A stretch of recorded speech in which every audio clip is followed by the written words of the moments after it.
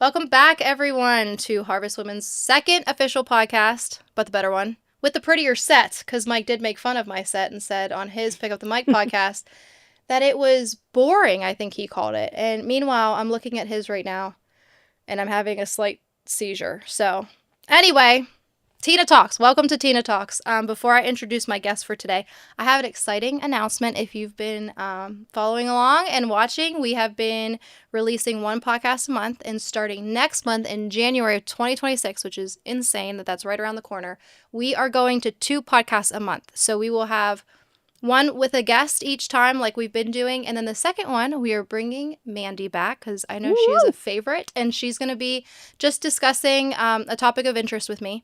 So we ask you guys, if you would like to hear us talk about something, please comment below and let us know what you want to hear us talk about. And we'll put that on our list. So now, without further ado, my wonderful guest, Monica Clinch, that I call her Monica. Yes, she does. But why don't you tell the audience your nickname for me, Monica? I don't know what you're talking about. Just share. Krusty. She calls me Christina. Why do you have to bring that up? She calls me Krusty. And between you and Aaron, man, Aaron calls me Christinka. Are we rough? So I feel the love from rough. you guys. Yeah. Mm-hmm. I love it. So you are... Some of us have to keep you humble, right? Yeah, for sure. For sure. There you go. You did a good job. Hey, Krusty. I love it. You are now, which many people probably know this, you are our children's ministry director. Yes, I am. For how long now? It's been a little over a year. That's awesome. Yeah. And are you enjoying it? I do. I really enjoy it. Yes, I love it. That's awesome. So we'll talk about that in a little bit. Yeah. But you have been around Harvest for a long time. So let's start there. Okay. Tell me a little bit about where were you born and raised? When did you start attending church? When did you get saved? And how did you end up here? Oh, man. That's a lot. That's going to be a lot. One at a time. Where were you born and raised? Okay. So I was born in Du Bois, Pennsylvania. And we lived there most of my years until about 12 or 13. Okay. But a couple of our years, we ended up living in Colorado. So I didn't know that. Yeah. Cool. You look like you could live in Colorado. Do I? You got the vibe. Do I have the vibe? Yeah, for sure. Oh, nice. Yeah, but that was when I was small, so it doesn't really count. Like 2 to 4-ish. Okay, gotcha. You know, I don't really remember it. Okay. No. So I know many people have heard my brother's podcast, so there's a lot of our story that overlaps. But my father died when I was 5. He died in a hunting accident. Mm-hmm. And so shortly after, I would say around 7, 8-ish, I ended up... my salvation story is actually really fun, I think, because when I was around 7 or 8, I remember laying in my bed at night and I was reading my Bible as a little kid. And I remember reading in Matthew when it talks about many will come to me on that day and say, Lord, Lord. I never wanted to be that person. Mm-hmm. I never wanted to be the one that's saying, I did this and I did that. And the Lord says, depart from me, for I never knew you. That's scary for a little child. Yeah. So I think that night was the time that I truly did like, Lord, I want you to be Lord of my life. Now I ran into my mom's room and she was like, oh, that's good, baby. Like, kind of like, go back to bed. I don't think she really even knew that was such a special moment for me. Yeah. But yeah. So, so you made the decision young. So your mom took you to church. Did. Oh yeah. We went to church, all growing up. We can kind of skip through the, I think, earlier years of my life. There was some trauma, like obviously with my father passing away. Mm-hmm. My father didn't know Christ until about 4 years before he passed away. But that's a whole story in and of itself. Yeah. But we have a lot on our agenda. Yes, so we do. People can reach out to me if they want to know more. I guess the next question is, when did you start at Harvest? How did you end up here? Yeah, so I moved to this area around 14. I did my high school years here, and then I moved a lot. So I moved to Florida after high school, and I ended up living there a year, just thinking it was going to be a gap year before I went to college. Did you know people down there, or did you just... I had an aunt that lived there, and so her and I, I moved in with her and just kind of did life for a year. Yeah. It was actually really good. It was a very big year of recognizing who you are away from your family. Yeah. And I was just 17, so I was younger. And so I think it was a really solid year for me, Good. to find who I was. That's a stressful time of life, right? It really is. It is. Yeah. So when I got back from living in Florida, I ended up going to Creation Festival, which Pastor Mike talks about that a lot. Yeah. But I went to Creation Festival, and they had a missions agency that had a booth there. Okay. And it basically said, come and spend 5 months with the Lord. Like, go on a mission trip for 2 months and 3 months of, like, intensive missions training. Okay. So I was like, that actually sounds like something I would like to do. So I went to this school, and it was in Denver, Colorado. Okay. And that is actually where I met my husband. So, because he is from South Dakota. yes. Right. Okay. Yes. So Chris is from South Dakota, and we met there. We were both doing separate schools. Once we went through that schooling, it was really great. I went on a trip to India. He went on a trip to Mexico at that stage. And we were, like, interested in each other, but, like, hadn't fully, like, shared with each other completely. Yeah. And so this is before, well, being able to really keep in touch with people regularly internationally. Yeah. And so when we got back, we kind of obviously started that relationship, got married in Denver. We served there for a while. And then we both had a heart for doing missions, both, even India itself. So we went on a 3-month backpacking trip, just took a backpack and went to India to see where God maybe would have us work. So we had, like, a Lonely Planet travel guide, like literally the legit one, no cell phones. And we basically traveled around. Oh, yeah. And there was 3 contacts that we had that we were like, we knew we were going to meet up with this person at this time and then this person at this time. But we rode the trains all over India. That's so awesome. Yeah. So it was a great experience. I think it was actually 2 months, not 3. Was it hard? So. I mean, you were young. So how old were you when you were there? Yeah. We were in our early 20s. So, Okay. yeah, we had just gotten married. So around 20. So you have that adventurous Yeah, I've always had the spirit in adventurous. you. Yes. Yeah. But So from what I hear about that country, it's just hard to take in. It is. Poverty It's a lot. And, yeah. So I went on my first trip there before we got married. Okay. And that was really eye-opening. So, and we both had a heart. So we went back. You knew what to expect. It was a great trip. But what we realized traveling all around on the trains we went to basically northeast, south, and west. We went all over India, met up with the people that we knew. And when we got, I would say in Varanasi, India, I remember seeing a whole bunch of lepers sitting there at the water, the Ganges. And I remember just kind of feeling this idea of, like, it's great that I have a heart for them, but I don't even know how to bandage their wounds. And it was kind of like a peaceful thing of, like, even though we have a heart for India, we weren't prepared to live there. Does that make sense? Yeah. So we came back and we moved to Pennsylvania. And why? Because you were from here? It was either South Dakota or Pennsylvania. We had left that mission agency, and we decided that here had more opportunity because of because it's not South Pittsburgh Dakota and whatnot. Oh, don't say that. I'm sorry. So, yeah, it ended up being... So you moved to Katanning, or? Well, we moved to Katanning, and we got involved with Harvest because my parents had been actually going to Harvest. Okay. From close to the beginning, around the time they were meeting at, I think, the Reitler Garage. Okay, and so that's when they started. Didn't know that. And I had come back before just visiting, and I would visit Harvest. Okay. So, and we have we also have a little bit of something fun a fun fact that we can say that we have. We were technically the first wedding here at this building. Oh, nice. So, yeah, That's I mean, awesome. It's on the records, right? And how many years has it been? I don't know if we want to know that anymore, right? Because then it really shows how old I am. I know. Well, how many years have you been married? 25. 25 years. Almost. That's amazing. Yeah. That's in March, awesome. it'll be 25. So I met you guys here first as a teen. I think you were helping Youth with leaders. youth. Yep. Yeah. And at that point, you had Ada. Yeah. You had adopted Ada. Did we have her at that point? Yeah, because I remember Okay. Sam Cox, who was then Sam John, Mm-hmm. was always with her. Oh, yeah. Yeah. So she was a couple years old probably. As I was visiting, I visited here a few times off and on when I was like in high school. Yeah. So that's when I first knew of you and Chris. Although we didn't get close at that point. Mm-mm. We never really connected then. And I wasn't a regular. Right. So I was kind of in and out. I knew you as somebody's girlfriend. Yeah, probably so. That's what originally Mhm. brought me to Harvest. But yeah. Yeah. So you guys moved back here. And how long ago was that? At the beginning of Harvest, which is Yeah, I would say 20 the first 5 years Yeah. of Harvest. So, And yeah. so when did you start to adopt Ada? Because you didn't do missions yet.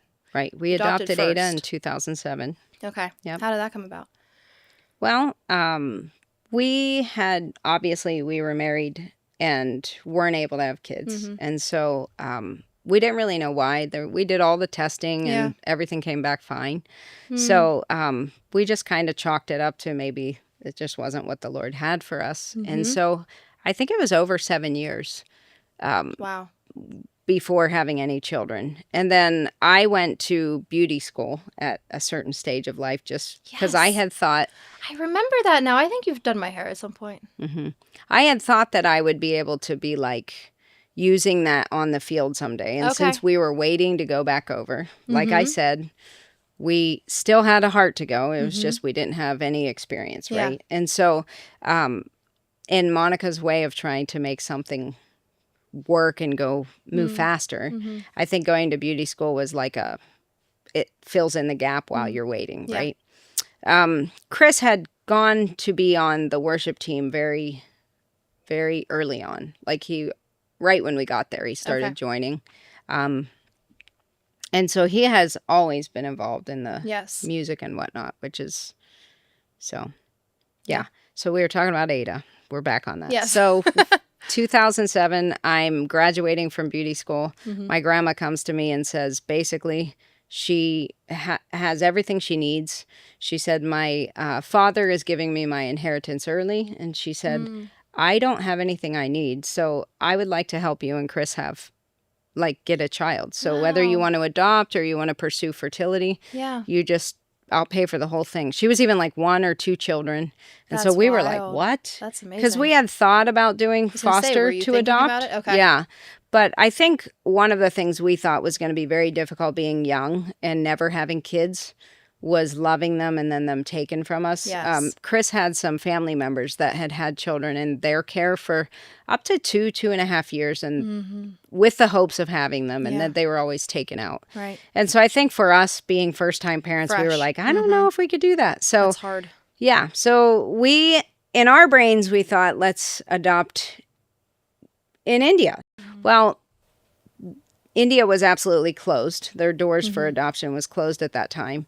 And then we had heard that there was a pilot program in Ethiopia. And so we were one of the first, the first year of them opening their doors to international adoption.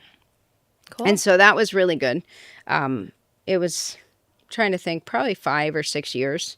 I mean, months. I was gonna say. Yeah, 5 or 6 months to be able to bring her home. So Okay. it was actually really fast. You went and visited. No. You didn't have to You go just, over. nope. Okay. You basically, that was back then. They changed it through the years. I'm but sure their it's different for pilot each country, program, too. yeah, their pilot program was you basically put parameters that you can handle. Okay. What the age is, and basically that's basically, or a boy or a girl. They don't give you parameters other than that. Okay. And so we obviously were kind of like, whatever we'd take, any child. We were thinking that maybe under 2 was the way we should do it just because we were first-time parents. Yeah, brand new. And so we got a call on my birthday actually saying that we were matched with a child. And so I remember... That's amazing. That's I so remember cool. literally getting... The Lord is in every little detail, and he just loves us. It's Absolutely. awesome. I remember getting an email and it showed a picture of her when and I just bawled. Oh, I my was goodness. like, oh my gosh. And now just to think of her now. Yeah. And then they said in that country, if you denied that adoption, once you started it and if you backed out, that child never was available for adoption again. Oh my goodness. Isn't that extreme? Puts the pressure on. Yeah. But I guess it makes you be serious about it. Yeah. So, and then you adopted again. Yes, we did. Yep. From the same country? No. Or somewhere different? No. We ended up 4 years later. Ada was always asking for a brother or sister with brown skin all the time. That was her thing. I would just want a brother or sister with brown skin. And so it's going to be a little hard. Yeah.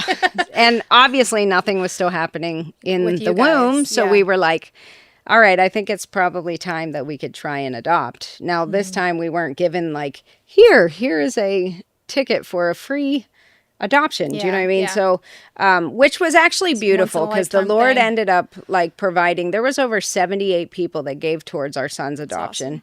And they ended up like we had one lady, this is a really cool God story. So right before we were just in the matching place, right? Where we decided, we tried all these different places internationally. Nothing worked out. Yeah. So we ended up basically settling.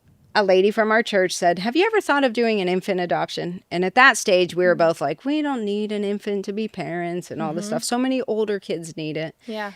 Hindsight, I think Ada would not have done well bringing home like a crazy 2-year-old when she was, with her personality. So I think she needed that like from birth. Yeah. So to speed this up, he ended up coming home. And right before that, this is a miraculous thing that builds upon community is why I think this is valuable. So we had one lady from our church.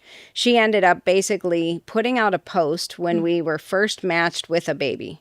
We were matched with a baby that was 3 weeks old, a little girl.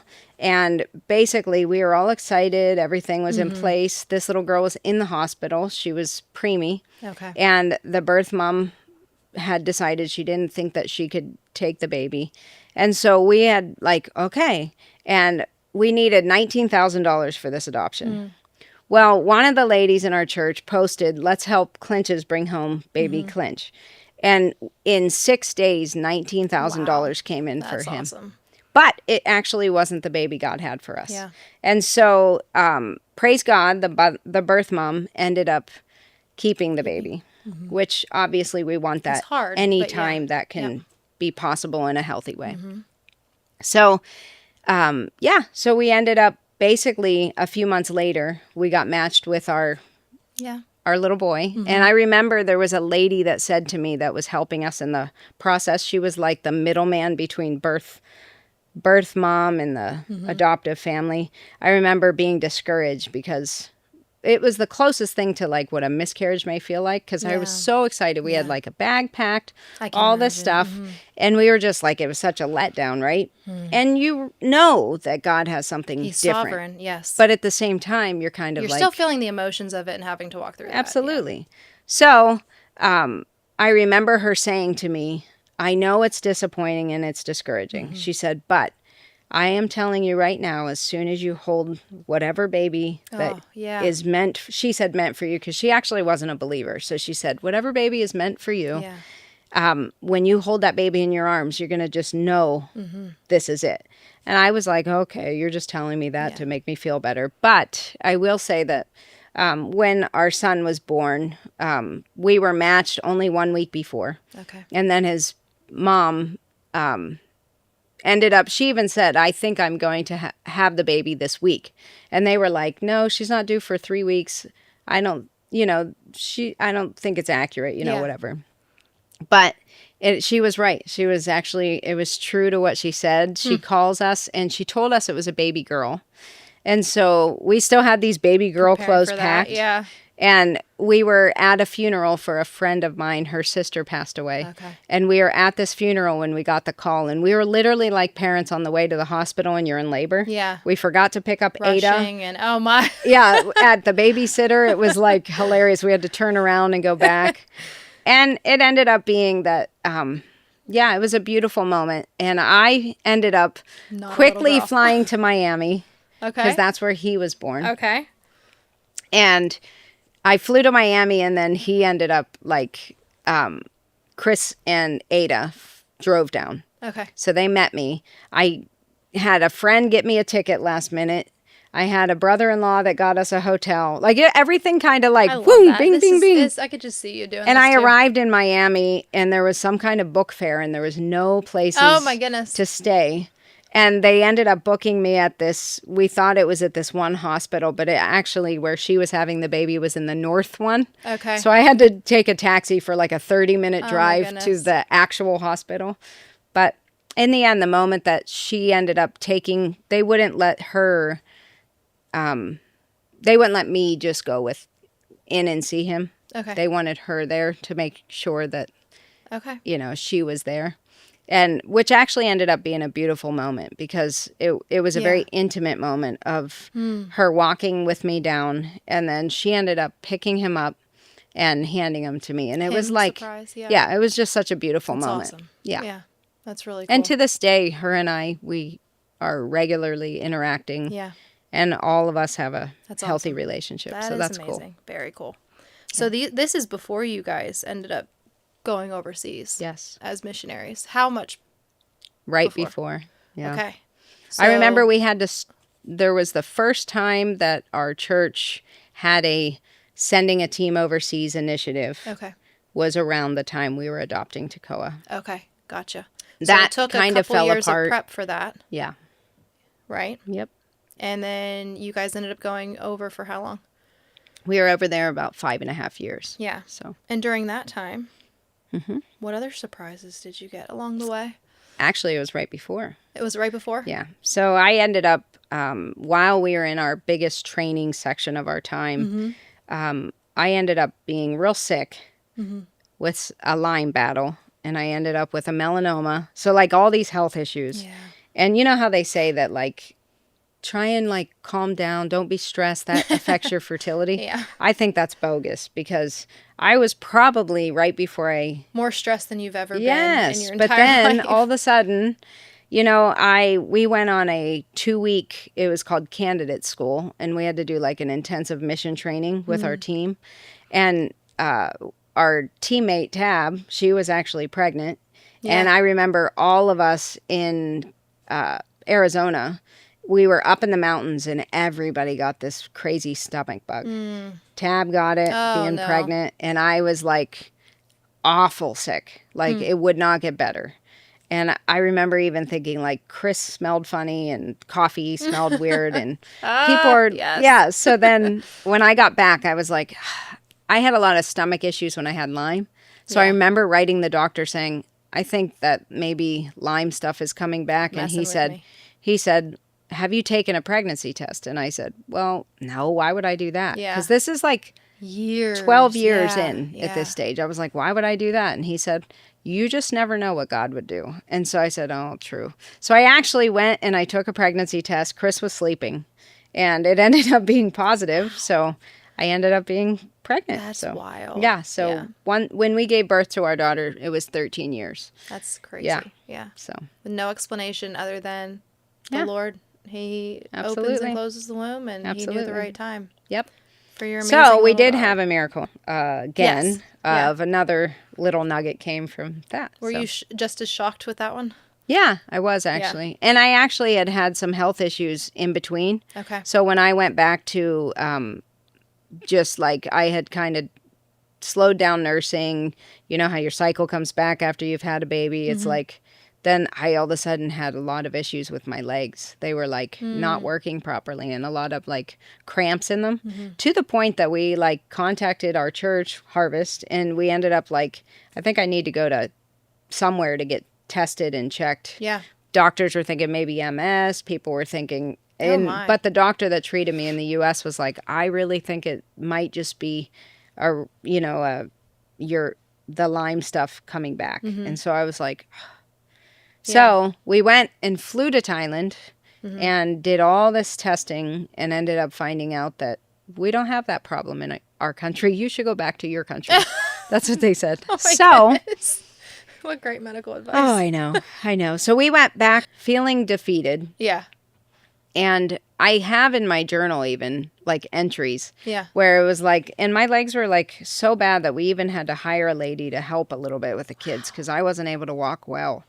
And I was scared, I think, because there's no like, so healthy too. there's no medical like assistance anywhere. There's no like, what do you call it, for anybody that's in a wheelchair? Nothing. No handicap accessibility, anything. So I was like, not sure what was going to go on. And I ended up slowly feeling my legs getting better.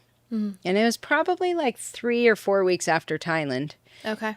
And I ended up being pregnant again. That's and they say a wild. lot of like autoimmune conditions and other I was gonna say, do those things flare up when you're... they can go dormant, Okay.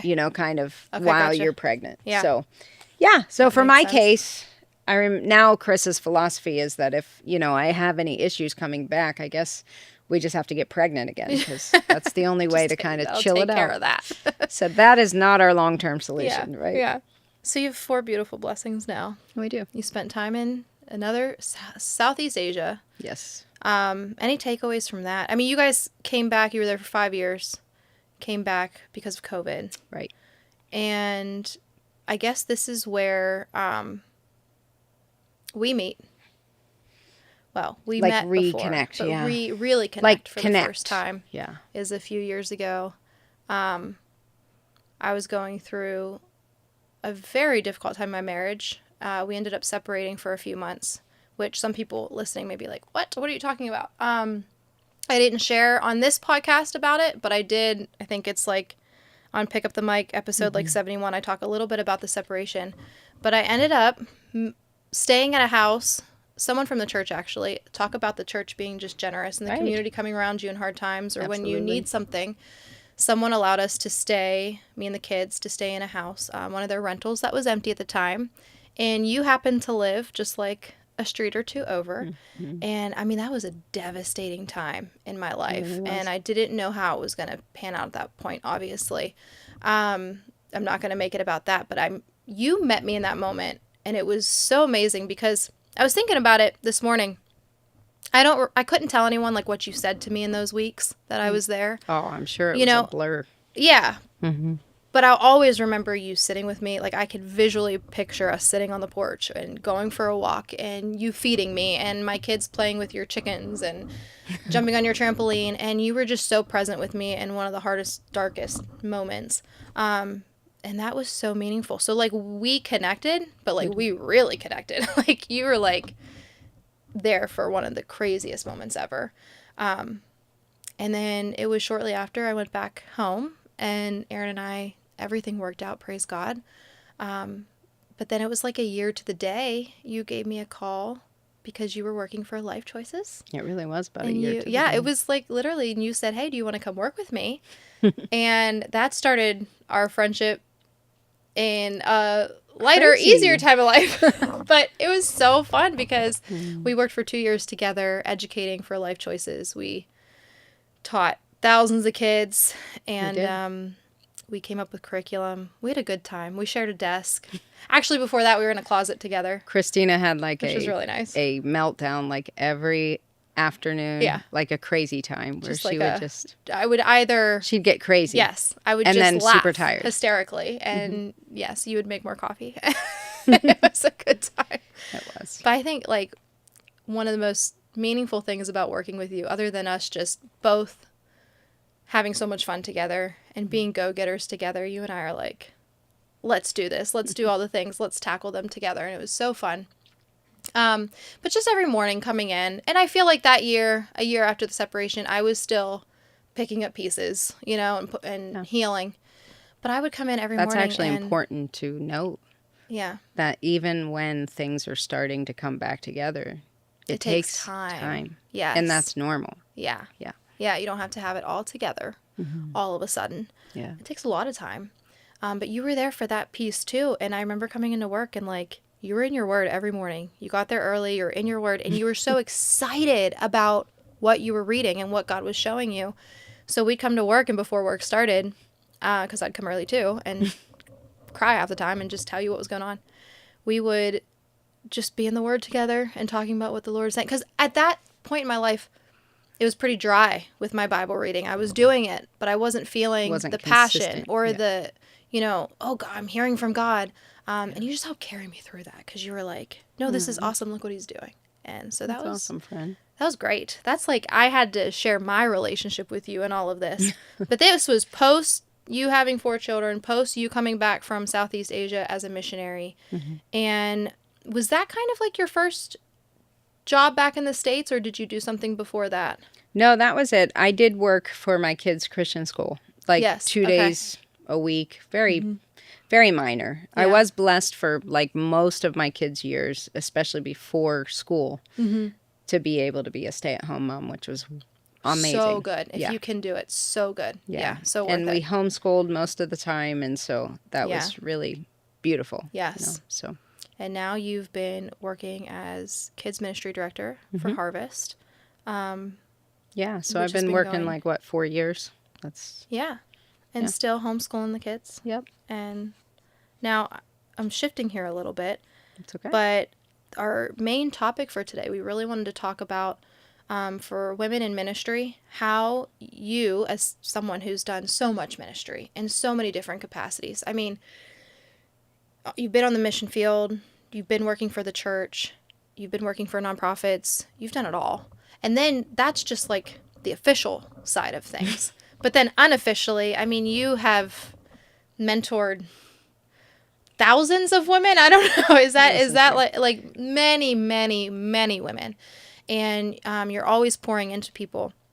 And so I want to pick your brain today on how have you learned to balance ministry with family life. So you got married, you adopted 2 children, which is a whole different thing than having biological children, and then you did have biological children on the mission field, even one on the mission field.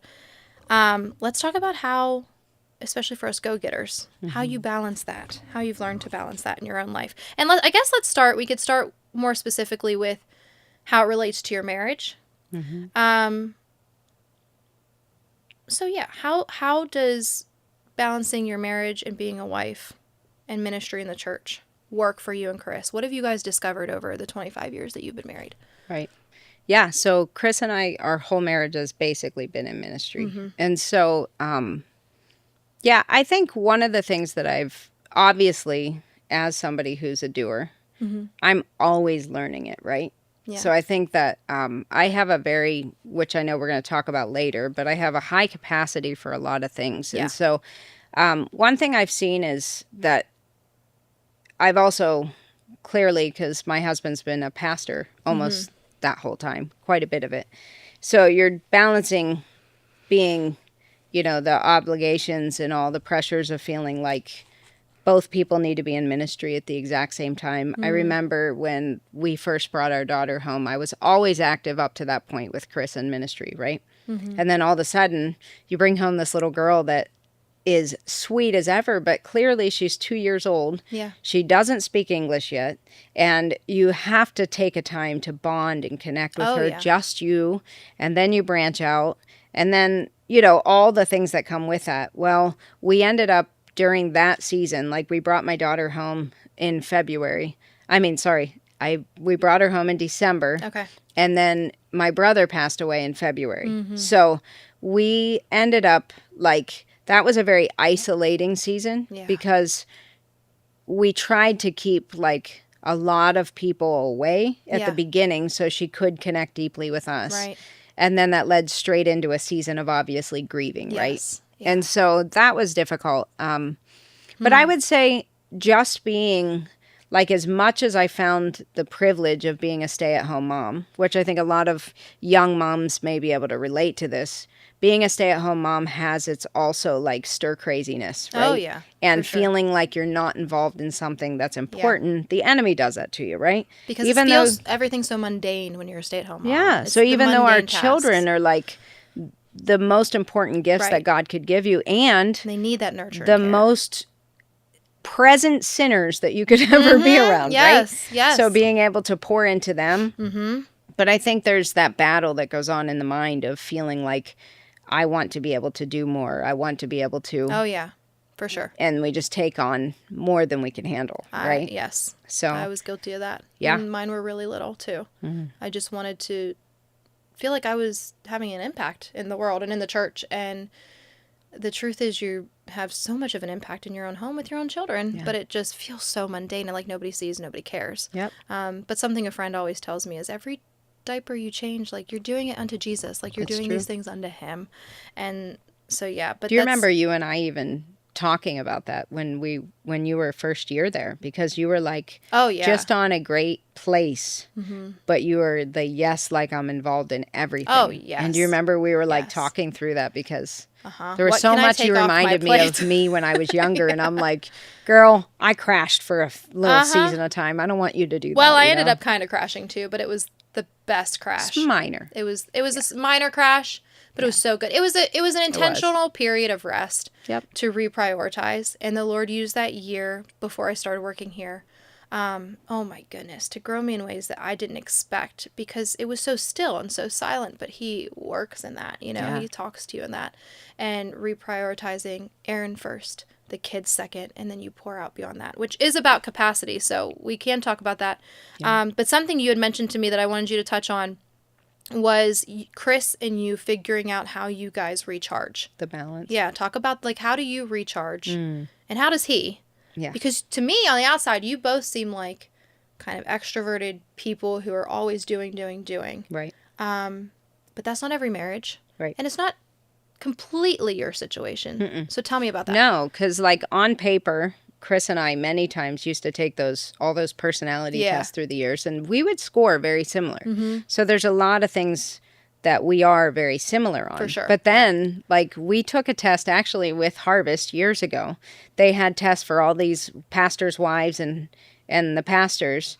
And it actually was one of the most informative tests that I've taken over the years. And it was basically really defined who we were, like especially communication-wise, like each one of us and how we are different in the way we communicate.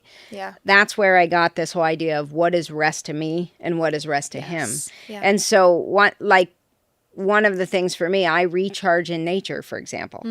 That is not recharging to Chris. It feels, I think he's appreciating it more. But back then, like when he's had a long day and he's been doing ministry all day, he doesn't want to come home and like go for a hike. Yeah. Right. But for me, I'm like, I want to go for a hike or a run. I want to get outside and breathe fresh air. You're so right. healthy. Yeah.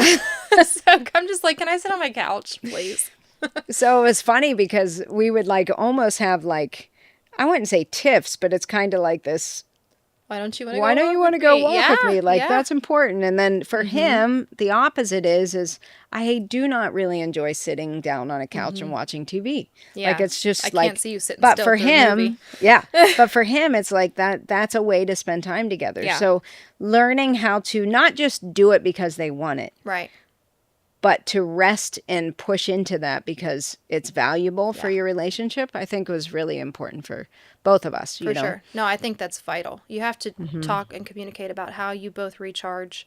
Yeah. Like Aaron knows that it's really good for me to be out and with my girlfriends and with people. It fills me up. And he often says, go do that. I got the kids. Like, you need that. And I feel bad sometimes leaving.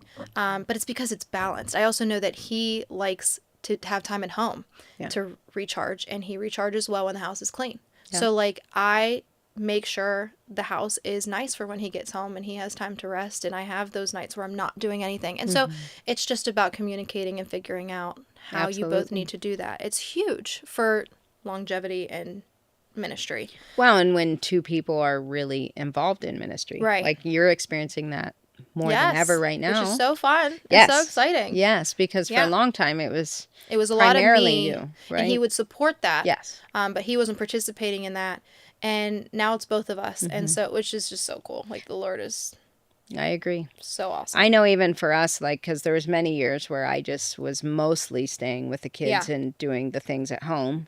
And I think that, like, seeing times where he champions me to do the things that I've either dreamed of or seeing that I feel like the Lord wants. And, like, that's a really great feeling when it goes both ways. For sure. You know, because we as a team work to accomplish the things the Lord has on our hearts. Yes, and we're both I think excited about each other's ministry. And, you know, it's curious. I don't know if this is a definite correlation, but there's probably a lot of factors.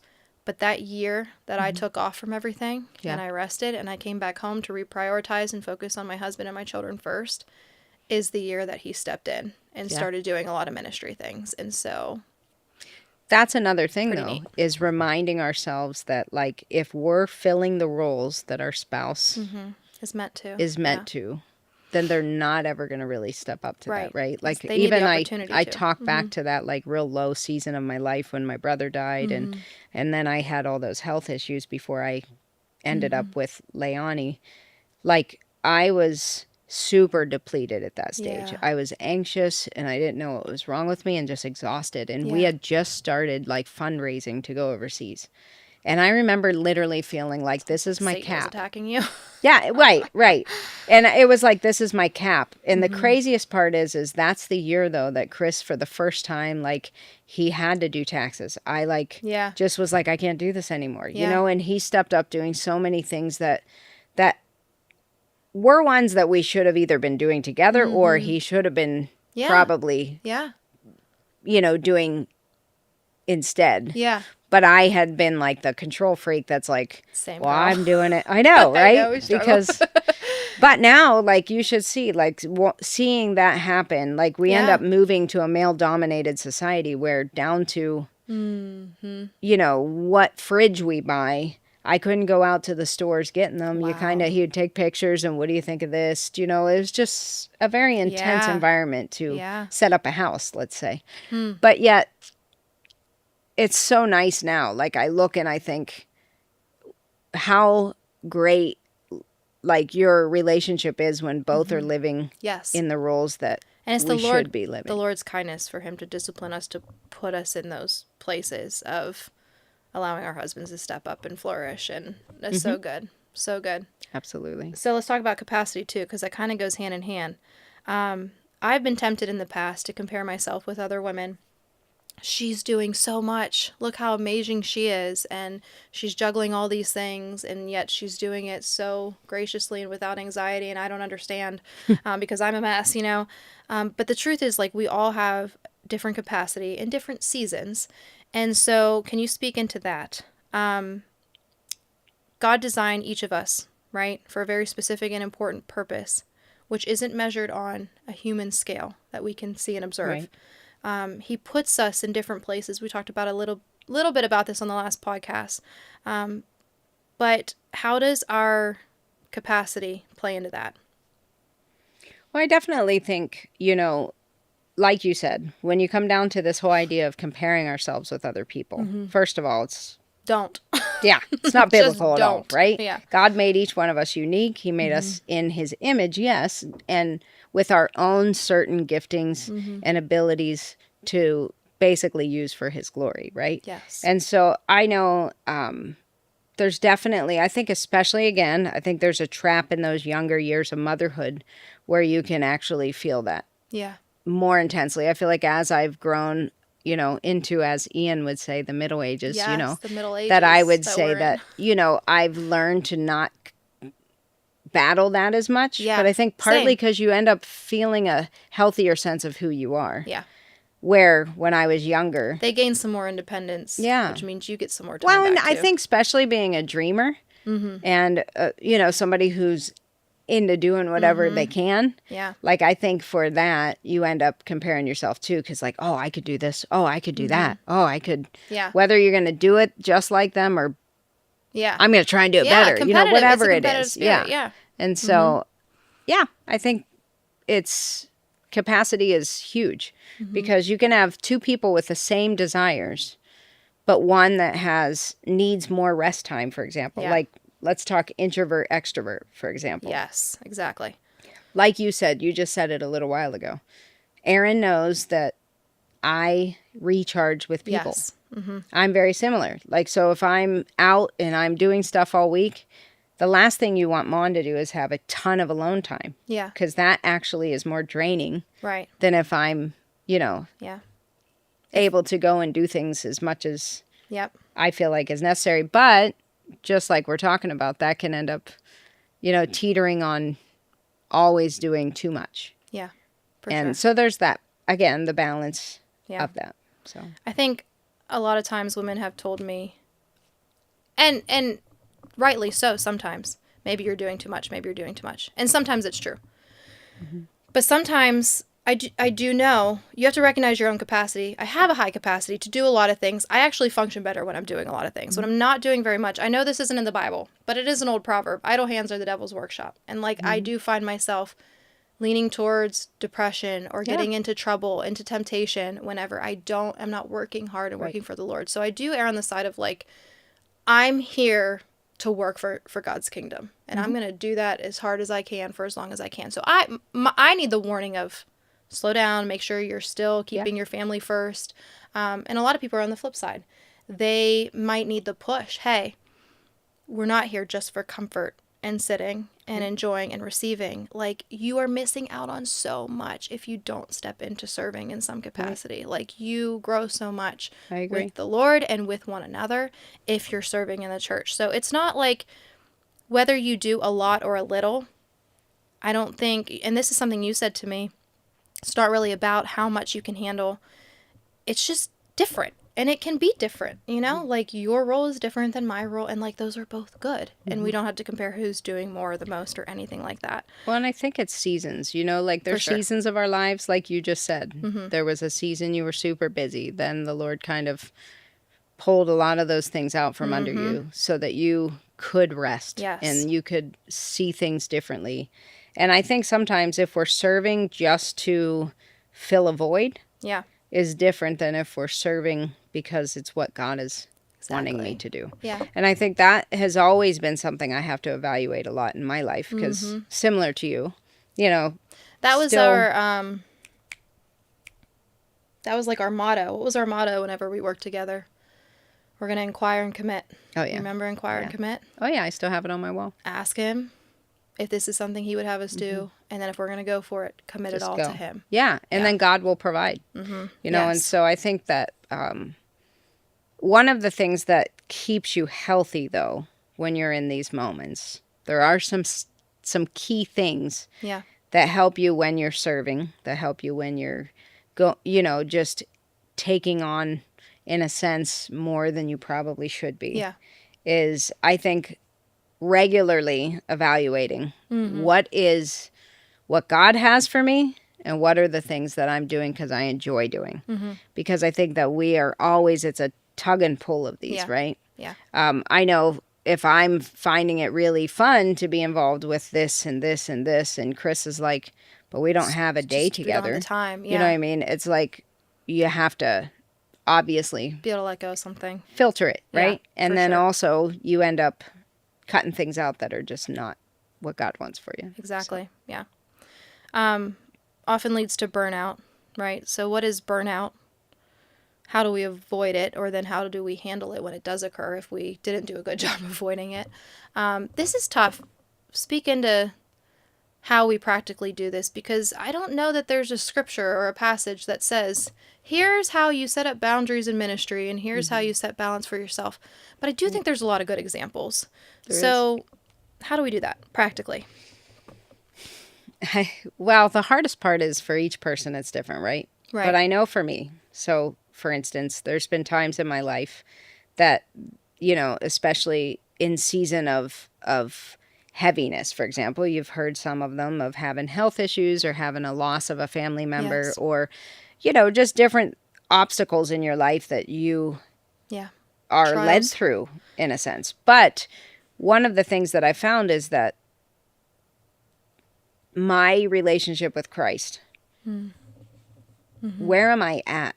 Am I actually spending time with him? Because I know a lot of us, especially a lot of us doers, that whole being with Jesus can be something that we that goes almost take for granted. Off the, like I'll talk to you real quick in the car while I'm going from here to here. Yeah. And I know for me in Southeast Asia, that's one of the first places I realized that we're not able to be spoon-fed there. Yeah. And here I think we take for granted, first of all, we're kind of like I go to church, I listen to the preacher, and that was real good for me for the week. Maybe a lot of people will have Bible study, or they will have a time in a small group, for example. And those are what get you in your times with God through the week, which are still great. Important. I'm not saying that they aren't valuable. Right. But one of the things I realized was I have to feed myself. Yeah. And so in India, I think the practice of spending time with him and reading his word, you know, figuring out who I wanted to listen to, what preachers I liked listening to, any of those things, but they all had to be from me exploring that for myself. Yeah. You know, and I think that is actually the first time. I remember one time Chris told me I was a whole lot nicer when I was in the Word, you know, regularly. He noticed a difference in my patience and in my character. And I think journaling and spending time, for me, I'm a morning person. Yeah, so like same. morning is my sacred Gotta time. do it, I know for a long time I got in the pit of like doing dishes and doing this and doing that and never sitting down and applying it. You know, like where you're like, I'm going to go and get up in the morning and do this. Have you ever had that where you're like, I'm going to have a great quiet time. You make your coffee, you go sit down and there's a text or I forgot to do this or a kid who comes walking down the and stairs. so those things get in the way of like being able to, you know, be able to discipline yourself to be in the Word. Oh, yeah. So now that's a very protective time for me. Yes. Because I feel like there was a lot of years where I was just an anxious doer. And a lot of the things that I was doing weren't bad. Yeah. But they were done, I think, sometimes too much. Yeah. Do you know what I mean? Like all the good things you can do, they weren't done like, oh, the Lord wants me to do this. It was just like you said, Anxiously filling doing it, filling up maybe coming a back spot, to you, filling a spot that's needed. Yeah. You know, or you even when you mentioned reading that verse as a child, just the anxiety of, am I doing enough for him so that I'm not that person? Yeah. You know. So when that goes from you're doing it to do something for God, or you're just obeying God's word, is when that changes. I think it flips in your head, right? Yes. So I feel like Jesus has an example of exactly what you said, especially in when you've just experienced something like traumatic or a difficult season or a trial. Something that came to mind was Matthew 14, when Jesus hears the news about John the Baptist. It says that he withdrew from there in a boat to a secluded place by himself. Like, Jesus is such a good example of withdrawing from the crowds, withdrawing from the ministry. And I mean, think of how important his ministry was, you know, way more important than any of ours. And what we're doing his, but you know, he was always stepping back and taking time just to be alone with the Father. And in really important times, like I think the beginning before his ministry even started, you don't hear a lot about Jesus from his birth to when his ministry starts. But when it starts, the first thing we hear about is he goes off on his own for 40 days to fast and pray, and he's tempted. But he spends that time with God, and he was constantly doing. I mean, I don't know how many times it says it through the Gospels that he went away to pray. But no wonder he's our example. Right. And his humanity needed that time with the Father so that he could be poured into by God to then do these things out of not his own strength, but God's strength, you know, the Spirit in us. I think another place too, 1 Timothy 3. This is like for elders, but as women, I think we can apply it. He must be one who manages his own household well, keeping his children under control with all dignity. So like, if you can't manage home well, should you be even trying to manage anything else? Like, capacity does start with, are you doing this well? Is this healthy? Is this good? And if it's not, that's okay, but that's where we need to start. And then you pour out from there. And some people are going to be able to extend pretty far. I mean, even Jesus, he had many disciples, but then he had 12 who were closer. And then he even had a few who were really in his inner circle that he poured even more into. Absolutely. You know? So I think we can get that example from him, even though it doesn't explicitly say, here's how to set up boundaries or balance in ministry. Now, you shared some really good advice that you got once about doing this. Do you remember what I'm talking about from Rhonda? Yep. You share that? Yeah, so I had a friend, I had a couple of them actually that were very impactful to me as a young mom. One being Jeanette Scherf and another one being Rhonda Colasar. Love her too. Both of them. Yeah. They were crucial for helping just navigate young momdom, you know? Yeah, and so momdom. I think one of the things Rhonda used to say to me all the time was, you can't pour from an empty vessel. And obviously we know that, right? Like we know that in our minds, like, but what does that look like? We make all the excuses as a mom, that I can't make the time. Mm-hmm. And I remember even like feeling guilty at the beginning of trying to start applying that, like going for the walk or taking a bath Mm-hmm. or, journaling or trying to say, hey, hun, can you stay with the kids while I blah, blah, blah. Like we feel like we have to be these like martyrs for the family. Yeah. And in the end, you end up you're like a half frazzled Right. mom that isn't able to be present with your kids, Right. and I think that's very valuable for your kids to see that you're there and you're present.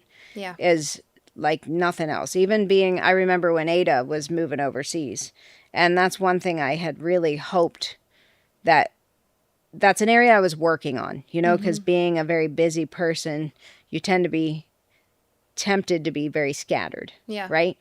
But I remember her saying to me that in a letter she wrote me, she said, one thing she appreciated about me was my intentionality of just listening to what she has to say.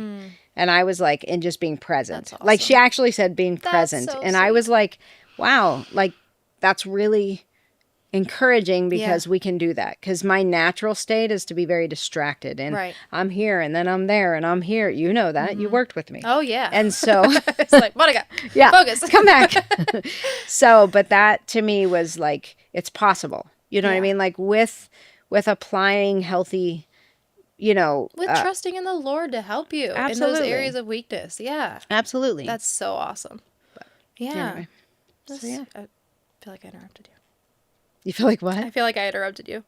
But yeah. Oh, it's okay. Something else, let's touch on this too, because I think a lot of people experience this. The idea of savior complex. Can you touch on that? Yeah, absolutely. I think for me, like going through a lot of different issues in life from, losses to time of abuse to different things in my life. I think even going through anxiety, just all these different moments in your life that culminate in your life, you realize that you think that you can help somebody else not have to go through something that you've gone through. Try and protect them, save them. Yeah, I think that especially like with my brother's death, in my brother's podcast, he shares the story of it, but my brother, he ended up taking his life. And so he struggled with years and years of, I would say, mental health issues and drugs and alcohol. Yeah. And it was really sad to watch, his seasons in and out of, there would be times he did well and many times he didn't do well, right? And I think after you've experienced that in a family, you tend to have this idea that you can save someone else. Yeah. Right? And I think that that mixed with being a doer type personality anyway. You put the pressure on yourself to rescue others and to keep them safe and to keep them from harm. And that's a heavy burden. At all cost to everybody in the family. Yeah. Does that make sense? Yes, and so your own health. I spent many years trying Battling to that. save people. I remember one time specifically, I had a friend that was struggling with a lot of mental health issues to the point that I had to take her to the psych ward. And I remember it being just really, really overwhelming, right? Yeah. And I sat down with Pastor Mike, I remember one time, and he looked at me and he said, "You know that she knows Christ." And I said, "Yeah, I know that." And he said, "You might not stop her Yeah. from the craziness or even ending her life, but you know where she'll be." And I remember like, that wasn't comforting at the time, like I don't want this friend, but he said, but you can't control that is what he was trying to get me to see, and I think back then I was, when I look back, and Chris was 100% supportive of it. Yeah. But I was literally this friend's like pushing her for the Holy Spirit. You know what I mean? Like I was trying to be the Holy Spirit in her life. So I was like, "How you doing? Did you read your Bible? Blah, blah, blah," whatever. Or trying like, to keep "Do her you on need track." something?" I'd go, and Chris would even say like, "Go." Because like she would be having a moment and I would go run to be with her. And that's not a bad thing. It isn't. It's good in balance, right? Absolutely. But what it was I was trying to save her instead of trusting the Father to work in her. And so I think we should be there for people. But one of the things we have to remember is we're not the saviors. We're not the one who's going to make the change in their heart. We can point them to it. Right. But we can't force it. Can't take that and on so yourself, I realized that because I came back after a couple of years of living in I literally remember thinking, like, how's she going to handle being without a yeah. Christian friend? Because I was Yeah. her only Christian friend. Yeah. It wasn't like she won't handle me without me, but it was more this idea of, like, she doesn't have anybody else that's pouring into her. Yeah. Oh, girl. I came She's back and the thriving. girl is like a deacon in her church. She, like, her That's sister awesome. also came to know Christ. She's always That's had a believing fantastic. brother. Yeah. But basically, he took care of her. Yeah. And she's like, How I'm about that? actually better than I've ever been. I've actually kicked the unhealthy people out of my life. Like, just seeing that now, this girl is like reading her Bible 3 to 4 times a year. That's awesome. Like, to That's see. amazing. And it wasn't any of my doing. Like, Yeah. he pulled me out from that, you Yeah. know? When we left Southeast Asia, I feel like it was similar. Yeah. It ended up being that, like, there was a lot of people that we were pouring into. And then all of a sudden, to leave them, it was very devastating for, I think, our whole team, but specifically our family, being invested.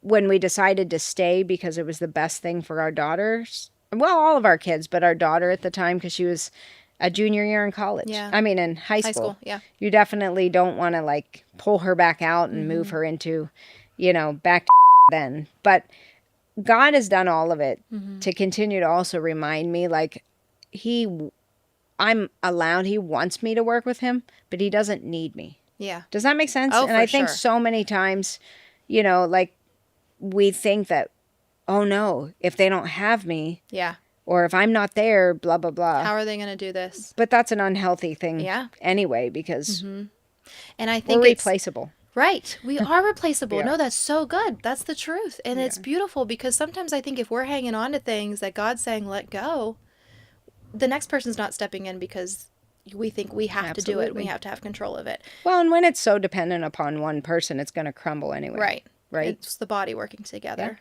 Right. So that's awesome. Okay. I had a friend who, one of the most impactful things she ever did for me, I was kind of on the other side. She was the one that I was kind of looking to as a savior for me. I thought I needed her to get through really hard and heavy moments. And she was always there for me, so it was really easy. But she finally put her foot down and was like, you need to go to Jesus in these moments and not me. And I was crushed. I was like, but I need you. Like, I need to tell you about it. And, you know, what do you mean? Like, why are you, at first it was like, why are you shutting me out? But it was the best thing that ever happened to me because I learned to run to the arms of my Savior first, which is where I should have always been first, you know? But a loving friend will help you do that and not make you dependent on them. Right. You know what I'm saying? But that's hard to do. It's hard to do for sure because it doesn't feel loving in the moment, right? Absolutely. But it's good for them. So that's awesome. Is there anything else, any other last words of wisdom just for any women who are trying to balance ministry and home life? I mostly just think, for me, it would be constantly running to him and asking him, is this what you want for me in this season? Or is this what you want? And do you want me to do them both? But and then being okay to let go whenever he's closing a door. Because I think that when he closes doors, he always has some pretty amazing things around the bend that we're like, if we're so, you know, we miss it. Yeah. So.